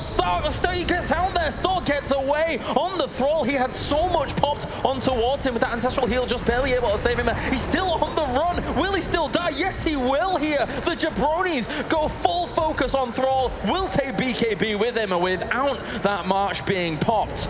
Great moves here by the Jabronis. That's the end of the front line, but somebody snuck in a Webweaver turn, and finally GIZ had it, but with losing two people, remember how long it took to get these Webweavers in the first place? They have Webweavers pushing against them, but the Jabronis are the ones taking down structures. Yeah, that's weird and not comfortable here for GIZ at all, as BKB manages to get away. Now, interestingly enough, not only was it our anticipated Executioner at level 16 for Greymane, but it's also amplified damage from our Bone Prison. So that is going to be anybody who gets caught in between all of this. I mean, you know they're rooted, so Executioner is already popping, and then they're going to take more damage anyway. Let's take a look at those auto attacks from when Greymane's actually able to lunge on someone. Not only amplified damage, but northern exposure from Jaina. So a lot of ways to make an already fairly squishy team take 25% more damage. Yeah. Team fights are going to start to be pretty difficult, I think, for GIZ. If they can't blow someone up really fast, start to get Li-Ming rolling, I don't know about their chances here. I completely agree. It seems like they have a pretty strong team comp. It's not the most common of team comps here for GIZ, but as the game has progressed, the Jabronis with talents are just increasing their potential, their potency against this. And they're already going to be diving on towards BKB on the left-hand side. He's draining hope from Decozoy as well, but look at the damage! Oh, BKB, no! As he gets taken down after the Wraith Walk here, and the Jabronis are already on a 1-for-0 trade. No Leoric for 30 seconds. That will be lessened by his ability to cheat death, but Webweavers will start pushing. The top and the bottom are way far back at the base. Zul's trying to help that top one along toward the final fort for GIZ, but the rest are trying to get the push into the mid, getting towers down, extending the experience lead that they've started to gain with these clutch kills. It's such a shame for them that with these Web Weavers, they were so far back because the waves were so far pushed. So Greymane's escorting bottom. It won't even really get to that fort or keep or wall without being very low, if at all. And GIZ just rode into the most important location for them right now. Look at where Li-Ming was. She wasn't even on camera, but just a combo comes out from the top. And Crosby will move away. There's Bone Prison on the Orc, but he Wraith walks away. Of course, when he uses that, Hardened Bones coming in, so he takes less damage. But wave from the Webweaver in, Crosby with the Frostbolt. They evaporate him. He just evaporates in each of these fights. It doesn't matter even if he's got Hardened Bones to the point where he's trying to Wraith walk away. He gets locked down by the Bone Prison. And then when they've got no Warrior, they have no front line to compete against this ETC at the front with a Greymane, with a Zul. This is tough. That's the final fort for GIZ, and that's almost 20 for the Jabronis. With a Storm talent advantage, they could try to maybe force someone to come up and fight them at the boss if they want to win from that. But the gyms, I feel like the gyms have been the story of this game, as well as poor BKB and the rest of GIZ getting blown up. Yeah. Another Webweaver phase. This time, the waves are not pushed back to the base of the Jabronis. Yeah, I mean, in a Nightmare situation, the level 20 is about to hit as well, as BKB tries to Wraith walk forward. Sunring's on towards the front as well. Danatan's very low. They might be able to save him. BKB's taking a lot of damage from Decoy as well as Crosby. They're able to get the combination on with the Skeletal Mages also pushing them back. Danatan survived during all of that. Once again, BKB is the victim. And as the game's progressed, it's just got harder and harder for him to survive, and it's not going to get any easier. Linked with a huge save on Danatan, and now healed back up is Danatan, as well as the level 20 for the Jabronis. They're pushing with this mid Webweaver to take down the towers, but the top one can always be rotated to as well. And Zul is helping along at the bottom. This is a multiple assault against GIZ. But they're so confident in their burst potential here, even as well, that they've got themselves arcane power as well as Bone Spear here for their potential blow up on someone. And again, there's nothing stopping them just focusing BKB when he goes to the front line, because he will absolutely get popped. Stock was bone prisoned behind the tower at the keep and still got knocked down to half health fast. Here he comes. Blizzard hit BKB's. Wraith walking slightly away to stay alive, but one keep down. A second falls in the bottom thanks to Zul escorting the Webweaver, and only one keep left even for GIZ. I mean, just Crosby alone taking arcane power shows how comfortable they are in this game right now. You normally would be like, oh, I'm Jaina, I've been vulnerable all game long, now I really want to improve Ice Block. But no, doesn't even need it. There's BKB again. How much damage does he take? Thankfully, Hardened Bone soaks up a lot of it, but at the same time now, they'll just push against them again. They don't have level 20 yet. It's rapidly approaching, but it might be too late if they... Oh no, okay, they get away. The damage is starting to stack up. 57,000 for Jaina, 52 for Greymane, and you can tell at how fast they're able to burst people down. GIZ at least have stopped the Jabronis from getting the boss, and they got Storm Talents. In the process, they didn't lose anybody, so a good win for them. They're getting close to a Web Weaver phase 2, but their lanes are so pushed far back, it'd be almost just defensive. All right, so we've talked about it a lot during this game. BKB not being in the best positions in terms of vulnerability. Now he has Hardened Shield. Now there is the potential when he sees that huge impact hitting him from Jaina, from the Greymane, trying to kill him off as quickly as possible. He has a small window where he will survive and his team has to follow up. He has Storm Shield as well available to him. Repulsion might be able to push Greymane away from him to actually help him out here as well. And then Thrall has Bolt of the Storm. So maybe there could be flanks. A lot of defensive capabilities. And speaking of Bolt, there it was. Cleanse and Sundering used to get Stock out of trouble, and they're working on taking down Danatan. Here comes Crosby, slowing down BKB with this Water Elemental, but Linked is the one who has trapped BKB, using that Hardened Shield to help catch Linked. Repulsion pulls him in. Linked is down, but he will come back up. He still has his redemption. They're going to fight. Ancestral Heal on towards BKB there, but it doesn't matter. Rhaegar ends up going down as well as Thrall, and that is going to be the turnaround here. Jabronis are going to try and march on here for the win by the looks of things, unless somehow, some way, Leeming and Tychus can actually hold this off. There's already an easy camp on this as well, and all the shields are gone. BKB goes back in. There's the Mosh as well as Divine Shield here, and they're going to try and move on towards the core. That is going to be game here. The Jabronis are going to defeat GIZ, knocking them out of the tournament here and knocking them out of Group B. The Jabronis with the comeback, taking down GIZ despite losing game number 1 to them in this best of 3, and now they can get revenge versus EE. They can try indeed here. That's a good win for them under their belt, defeating GIZ, a team that came in with, you know, everyone saying there's always the potential that they can cause the upset because they do have certain powers behind them. But the Jabronis able to take that victory, keeping themselves alive. And as you say, getting that rematch might be close, might be close. I think it will be close. The last series between them was close, but EE started to look like they were becoming more confident, more comfortable as the day has gone on. So we're going to see how that will go. But I really loved the composition that we saw, as well as the talenting for the Jabronis in that last game, recognizing what they had over their opponents in damage and being able to burst anybody down from GIZ, and just putting the finger on that bruise, pressing it, and constantly making them vulnerable, dealing more damage. It was wonderful to see. Yeah, and that bruise for me, at least, I mean, I talked about it so much during the game because it was so important, so impactful. Solo warrior, Leoric, can't survive in those situations when there is that kind of blow-up potential. But for now, we shall head over to the stage as we hear from Paul with a member of GIZ. Yes, thank you very much. Well done. That was a tough game for you. Explain why it was so tough. We kept throwing. The first game, I thought it was going to be a storm from us, but somehow we all died and they just won the game. The second one, Tracer Abatur, Tessadar is really hard to play against. So we kind of had to just do our best to win, kind of. And then game 3, much better? Less mistakes? That game 3, we actually practiced that team comp, and we expected it to be more one-sided early, and afterwards we could snowball the game. Okay, and now you get a chance to go and play EE again in the revenge game to go through to the semi-finals. Confident? Not confident? I hope we don't throw, and we're going to beat them this time. Yeah, do you feel like it was a bit, you guys making a few too many mistakes in the first match?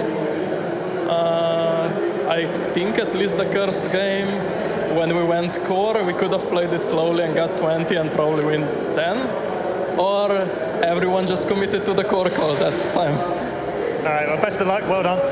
Jabronis are through to our final game of the day. Let's get our thoughts from our panel members.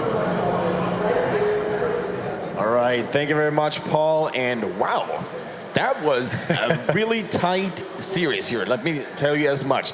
GIZ unfortunately didn't work for them. The Jabronis, though, they get their rematch against EE. And I'm not sure if I'm going on a limb here if I say that the team composition that GIZ decided to go with was a little bit weird. It felt to me a bit like they felt forced to go into that thrall, but that at the beginning of the draft they had a completely different plan. Since Leoric as a solo tank just did completely not work out for them, and it felt like they really tried to go for a build that kept them alive somehow, going into March as well, giving up the Entomb, and it just felt really awkward at times, even though at the beginning they actually got a lead with it. I think like the final pick, okay, we needed a solo laner, and Thrall does it fairly well, but you're going up against Zul with Bone Prison, which kind of makes Thrall have difficulty moving in. He's also got the attack speed slow, and then indeed Leoric is the solo tank. Now we saw BKB dying a lot.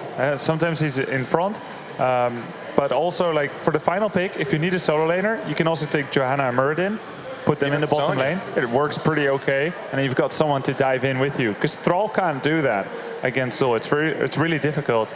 Still, until level 16, it looked even. But then finally, Leoric not taking the imposing presence, you're going to get like completely shreked by Executioner Greymane.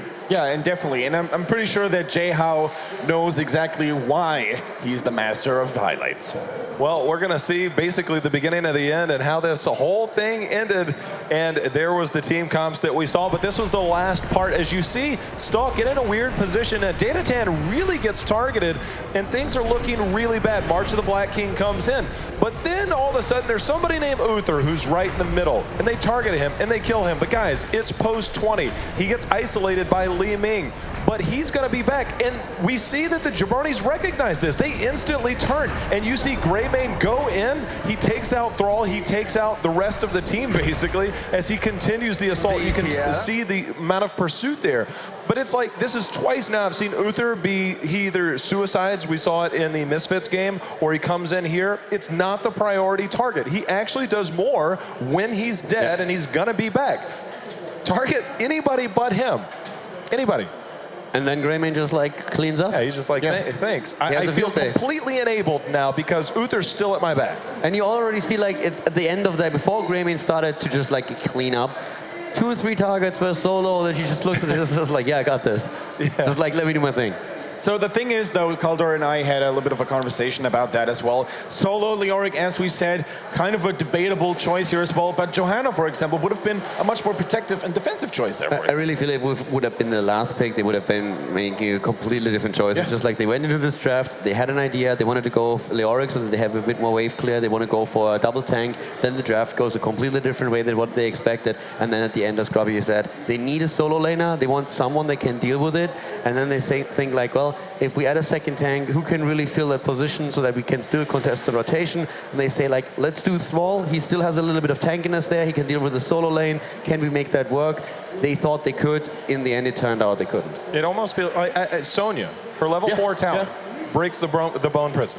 Like it's like the ultimate. And she's a great solo laner as well. She's a great solo laner, and she can help deal with a lot of what Thrall struggled with, especially in those team fights. So a little bit weird draft there, and I think they were forced into it, and being forced into a pick that you're not entirely comfortable, and it shows. One final point about Leoric: it is extremely rare for him to be a solo warrior, but it is possible. Just maybe the conditions need to be slightly different here. There was so much kill pressure on him with Greymane. I feel like a slight change in his talents, maybe Entomb, maybe the imposing presence could make him a little bit more survivable, but it's not like completely impossible. I think a lot of people are going to feel like Leoric solo tank, of course it's going to lose. It wasn't just that.